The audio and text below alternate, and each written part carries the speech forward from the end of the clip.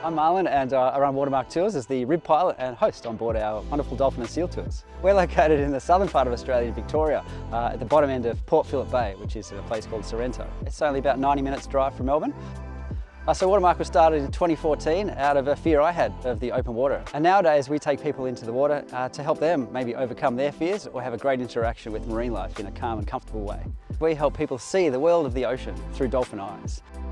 People start to connect with the water in a way of understanding the marine life. First of all, we'll go and see our weedy sea dragons, which is a really cute little creature on the bottom of the sands, but also swim with seals, our friendly favourites, and also see the abundant marine life, which is glorious in colour at our local reef site.